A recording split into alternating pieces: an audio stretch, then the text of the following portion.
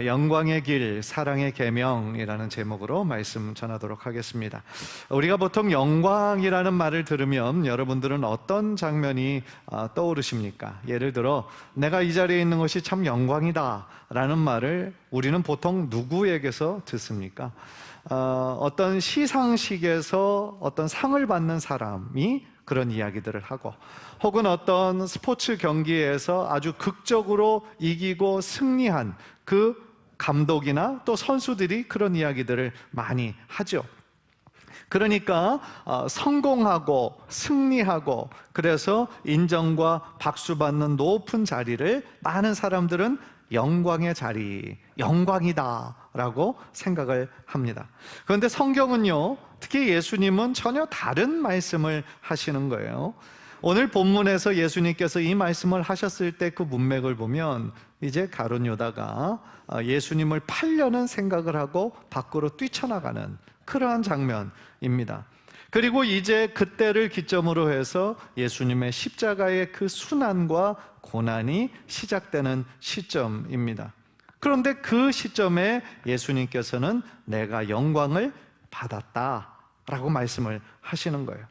상식적으로는 우리의 머리로는 잘 이해되지 않는 말씀입니다. 왜냐하면 그때는 영광의 시간이 아니라 오히려 배신과 고통과 아픔의 시간이었기 때문인 것이죠.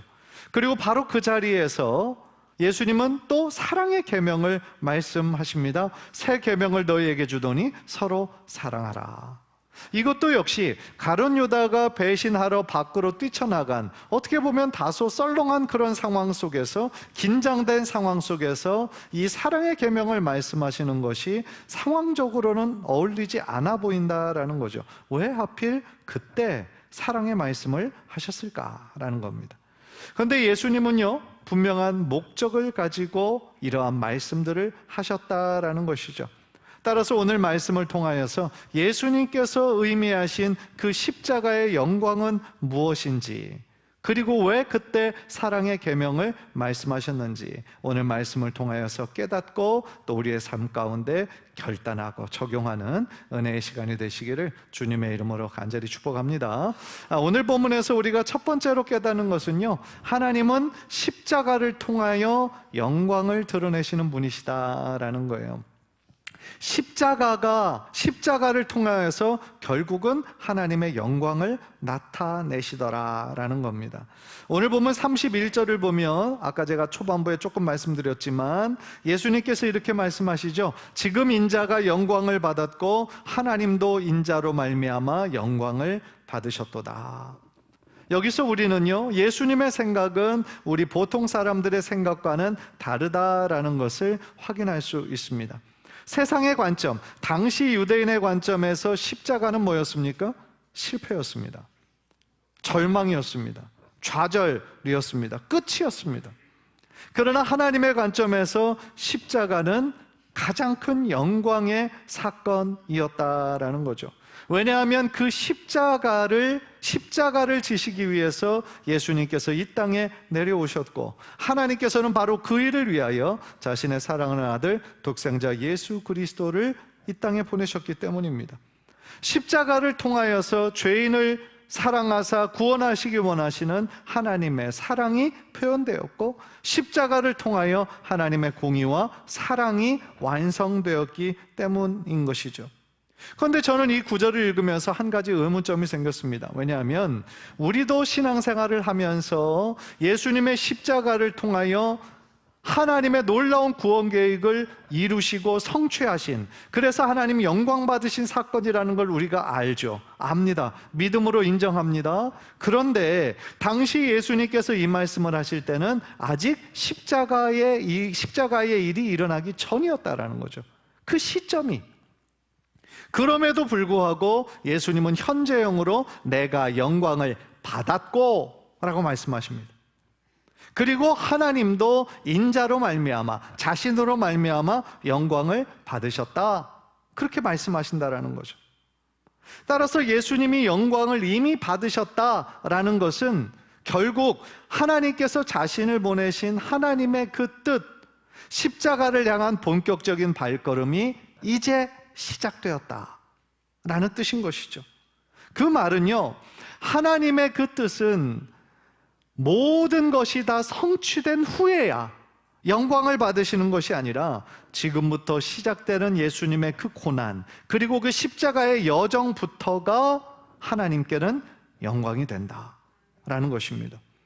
왜냐하면 십자가는요, 겉으로 보기에는 유다의 배신으로 인해서 그로 인한 순환과 고난과 결국 죽음으로 끝나는 비참한 길 같지만, 결국 그 십자가의 길을 통하여서 예수님은 온 인류의 살리시는 구원의 길이 되셨고 참 생명의 길이 되셨기 때문이다 라는 것이죠.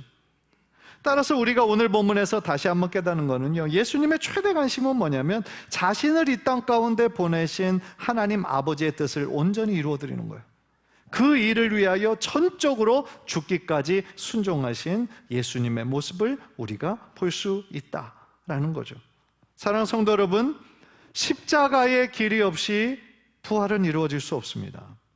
다시 말하면 우리에게 부활의 영광만 중요한 것이 아니라 하나님은 이미 아들의 그 십자가에 달리기까지 순종하신 그 순종을 통하여 하나님은 이미 영광을 받으셨다라는 거예요. 이 사실은 우리에게 굉장히 중요합니다. 오늘날 우리들의 삶에도 이해하지 못하는 여러 가지 고난과 아픔과 때로는 억울함이 우리들에게 있잖아요. 그런데 하나님은요, 우리의 삶의 그 모든 것들을 하나도 버리지 않으시고 하나도 낭비하지 않으시고 그 모든 과정을 통하여 결국은 하나님의 선을, 하나님의 뜻을 드러내신다라는 거예요. 따라서 지금 내가 겪고 있는 이 고난과 고통과 이 아픔이 인간적인 눈으로 보기에는 실패처럼 보인다 할지라도 우리가 계속하여 하나님의 선하심을 믿고 하나님이 이 모든 것을 합력하여 마침내 하나님의 선한 뜻을 이루실 것이라는 그 믿음을 가지고 언제나 주님의 임재 가운데 겸손한 마음으로 머물러 있을 때 하나님께서는 우리의 그 고난조차 하나님의 영광의 통로로 사용해 주신다라는 것입니다. 왜냐하면 우리 하나님은요, 이미 우리 인생의 결론을 다 하시기 때문이다라는 거예요. 로마서 8장 18절 우리 한번 다 같이 한번 읽을까요? 시작. 생각하건대 현재의 고난은 장차 우리에게 나타날 영광과 비교할 수 없도다. 아멘. 이 말씀, 사도 바울의 이 확신 속에 우리 신앙인 크리스찬의 삶의 결론은 이미 있는 거예요. 장차 우리들에게 나타날 하나님의 영광, 이것이 우리 모든 성도들의 결론이라는 거예요. 그러나 비록 우리가 지금 매일매일 싸우고 부딪혀야 되는 우리의 삶의 실제는 고난일 때가 있다라고 얘기하는 것이죠. 사실 우리 성도들의 삶에 고난이 없다면, 고통이 없다면 얼마나 좋겠습니까? 예수님을 믿어서 우리의 삶에 아무런 문제 없이 만사형통한다면 얼마나 좋겠어요. 그런데 우리의 삶에 때때로 우리가 원하지 않는 여러 가지 안 좋은 일들, 아픔과 고통의 순간을 우리는 불가피하게 만나게 되는 거죠. 예수님도 제자들에게 이 사실을 분명히 말씀하셨습니다. 세상에서는 너희가 환난을 당한다라는 거예요. 예수의 제자로 살아간다라는 것이, 예수에 속한 사람으로 살아간다는 것이 만만치 않다라는 거예요. 요한복음 16장 33절을 보면 세상에서는 너희가 환난을 당하나 담대하라, 내가 세상을 이겼노라 말씀하셨어요. 무슨 얘기입니까? 비록 예수님을 따르는, 예수님을 믿는 제자로서 살아가는 것은 힘들고 어려울 때가 많이 있지만 그래도 담대할 것을 명령하시잖아요. 왜요? 그 이유는 뭡니까? 예수님께서 세상을 이기셨기 때문에. 그러니까 바로 뒷부분에 연결되어 나오진 않지만 우리는 유추할 수 있는 거죠. 세상에서 환난을 당하지만 우리는 담대해야 된다. 왜요? 예수님께서 세상을 이기신 것처럼 우리도 믿음으로 세상을 이길 수 있기 때문에 그렇다는 거예요. 그 얘기는 달리 말하면 나의 힘과 나의 노력으로는 온전히 이길 수 없다는 거예요. 왜요? 우리는 불완전하거든요. 우리는 유한하거든요. 따라서 우리는 하나님을 믿는 믿음으로 인해, 예수 그리스도를 믿는 믿음으로 인해 내 안에 내주하시고 우리를 도우시는 성령님의 능력을 믿는 그 믿음으로 인해 우리는 승리하게 될 줄 믿습니다. 그렇기 때문에 방금 전에 사도 바울이 로마서 8장 18절에서 고백한 것처럼 지금 현재 우리가 당하는 고난은 장차 우리에게 나타날 영광, 우리에게 주실 그 영광과 비교할 수 없다고 사도 바울은 강하게 확신하면서 이야기하는 거죠. 사랑하는 성도 여러분, 오늘 이 말씀처럼 우리가 지금 걸어가는 이 길이 고난의 길이고 더 나아가 십자가의 길이라 할지라도 이 십자가의 길이 결국은 영광의 길이었잖아요. 참 생명의 길이었잖아요. 따라서 예수님 보여주신 그 길, 또한 예수님의 제자로서 우리도 나의 십자가를 지고 정말 자기를 부인하고 예수님을 따를 것을 명령하셨던 것처럼 오늘 우리에게 주어진 이 믿음의 길도 한 걸음 한 걸음 믿음으로 승리하는 저와 여러분 되시기를 주님의 이름으로 간절히 축복합니다. 두 번째로 오늘 본문에서 배우는 것은요, 그 영광의 길은 사랑의 계명으로 이어지더라라는 거예요.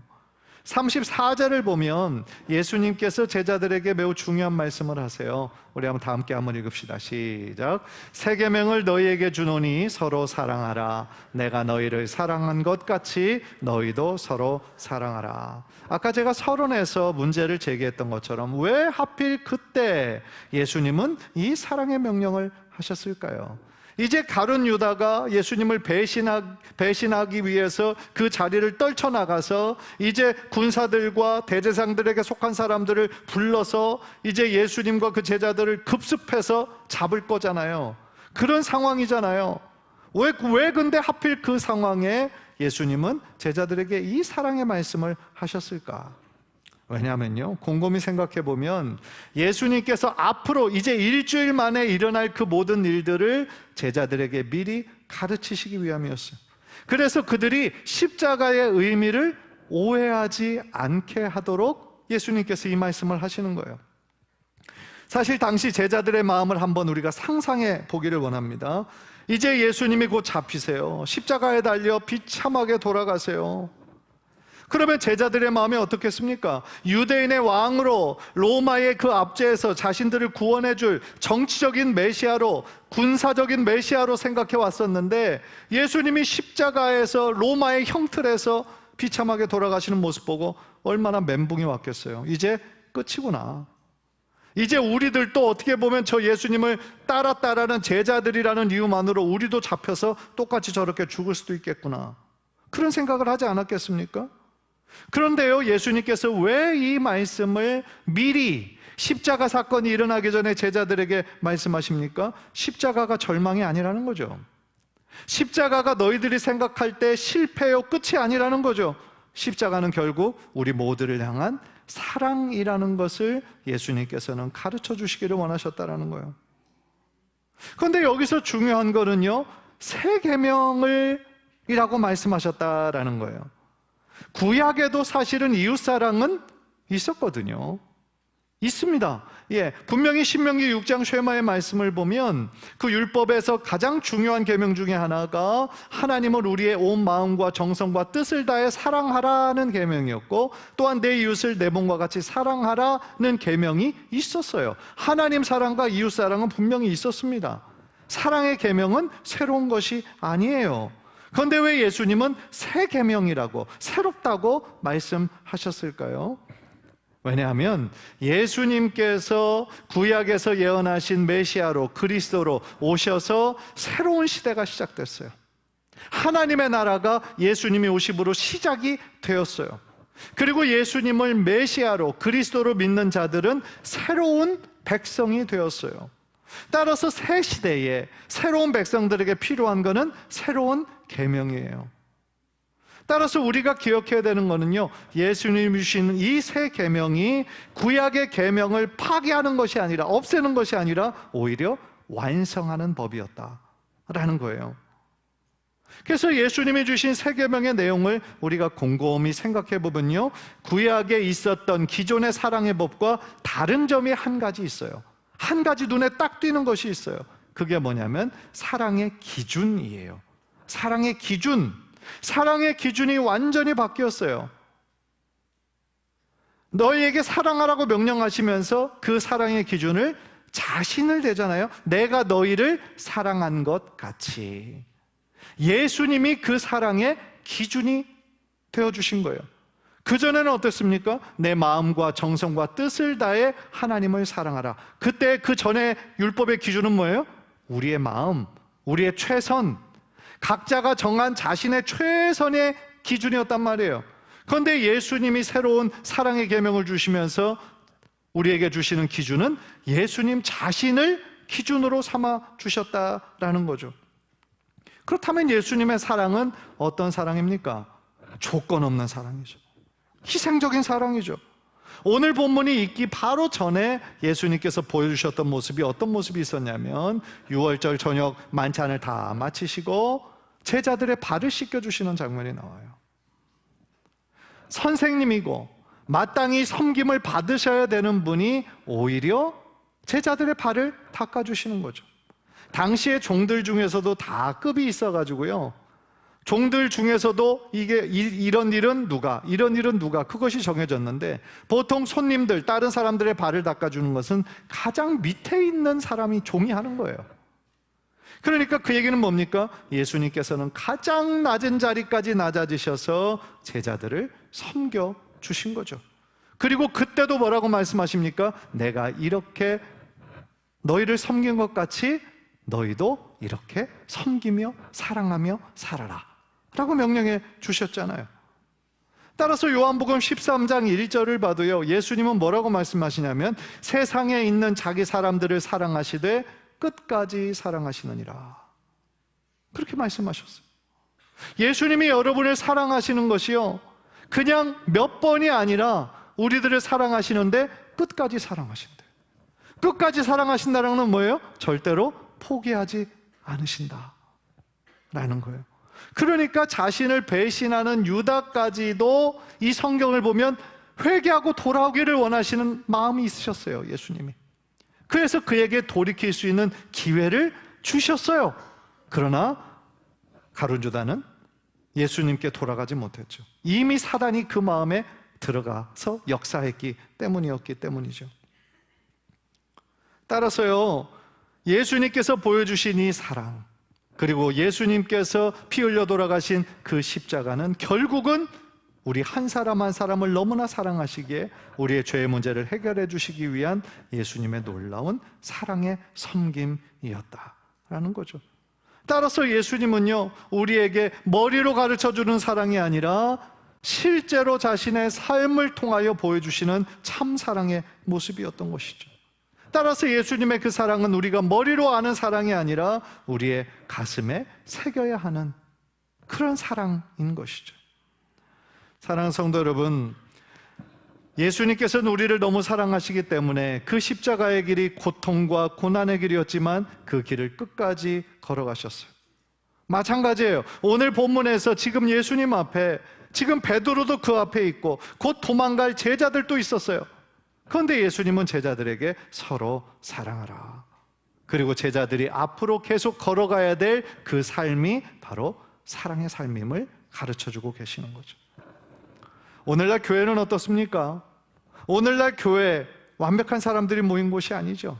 다 의인들만 모인 곳이 아니라 무엇인가 부족하고 하나님의 은혜 없이는 살아갈 수 없는 사람들이 모인 곳이 바로 교회입니다.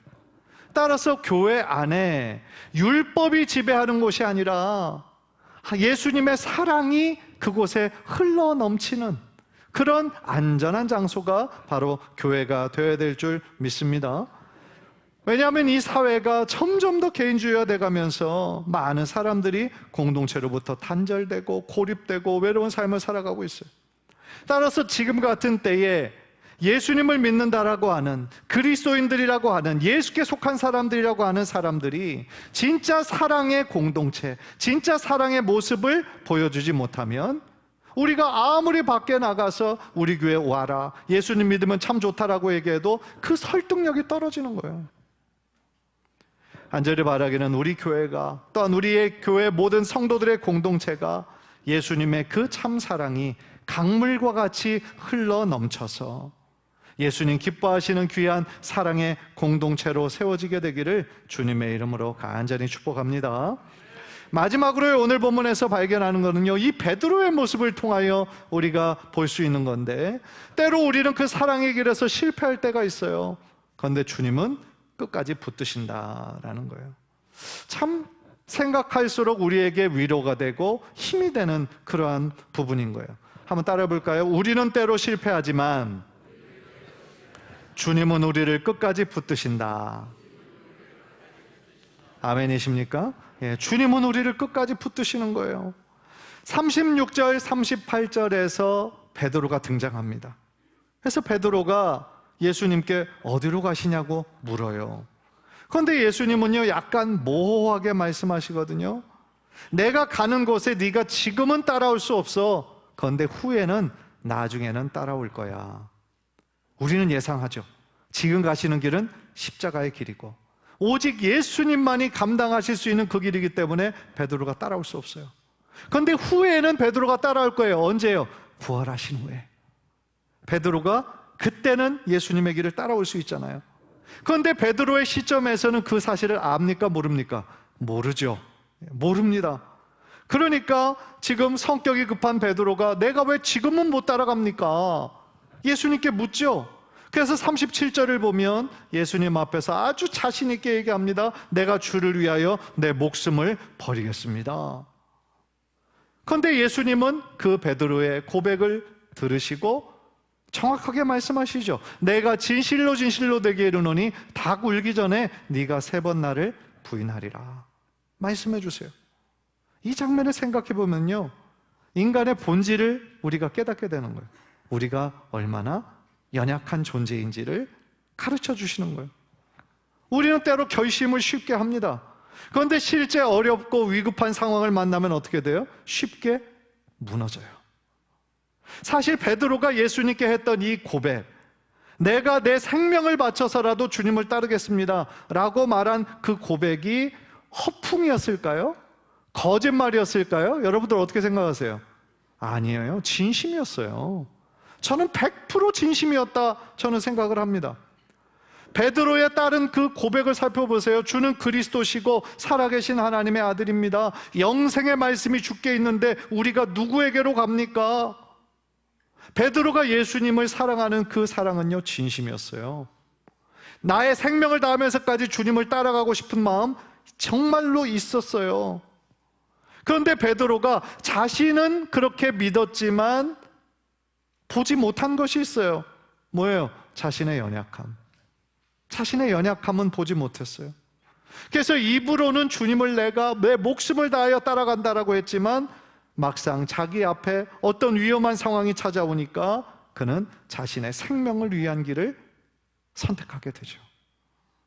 사랑하는 성도 여러분, 한번 솔직하게 한번 생각해 보십시오. 만약에 우리가 그 베드로의 자리에 있었다라면 우리는 달랐을까요? 저는 크게 다르지 않을 거라고 생각합니다.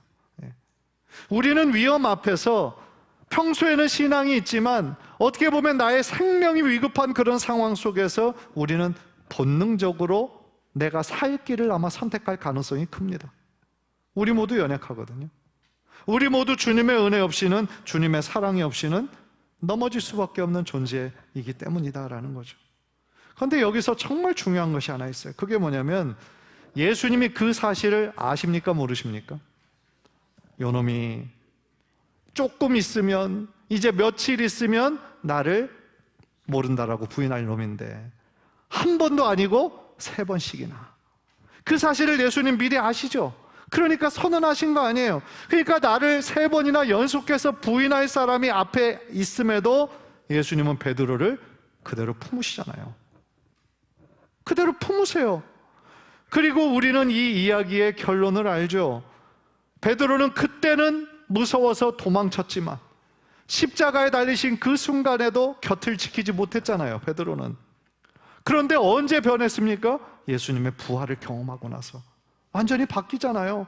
그리고 완전히 회복되잖아요. 성령의 충만함을 받고 하나님께 놀라게 쓰임받는 초대교회의 지도자가 되잖아요. 얼마나 감사한 일입니까? 따라서 우리가 깨달을 수 있는 건 바로 이거예요. 하나님은 우리의 넘어짐과 우리의 실패를요, 끝으로 보지 않으세요. 다시 일어날 기회를 주시는 분이 우리 하나님이시다 라는 거죠. 사랑하는 성도 여러분, 그런 면에서 우리는 우리 자신을 너무 과신하지 말아야 된다고 생각해요. 우리도 베드로처럼 넘어질 수 있어요. 아니, 베드로보다 더 많이 넘어질 수 있어요. 그런데 베드로의 넘어짐이 완전한 실패가 아니었잖아요. 완전히 예수님으로부터 멀어지고 끝이 아니었잖아요. 따라서 우리도 넘어지고 실패할 수 있습니다. 주저앉을 수 있어요. 그러나 그 자리가 완전한 절망이요 완전한 끝이 아니라 다시 일어날 수 있다라고 하는, 다시 하나님의 은혜를 붙잡아야 될 줄 믿습니다. 그런 면에서 여러분에게 질문하고 싶어요.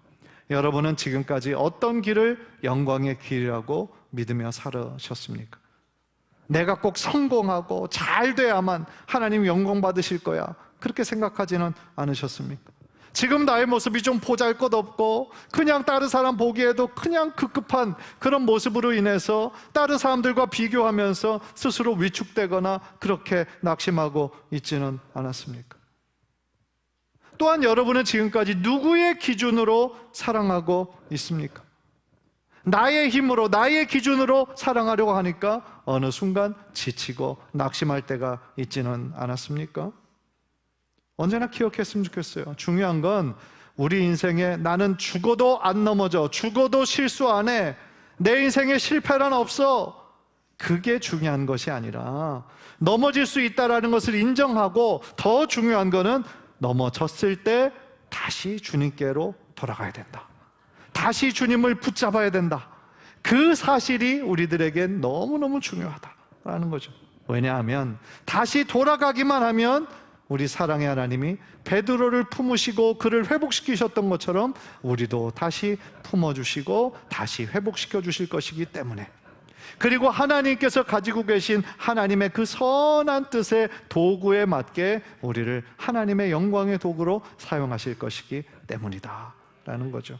간절히 바라기는 오늘 또 우리의 부족함과 우리의 연약함을 겸손한 마음으로 주님 앞에 고백하면서 오직 주님만 신뢰하고 오직 주님만 따라가기로 다짐하는 저와 여러분 모두 되시기를 주님의 이름으로 간절히 축복합니다. 기도하겠습니다.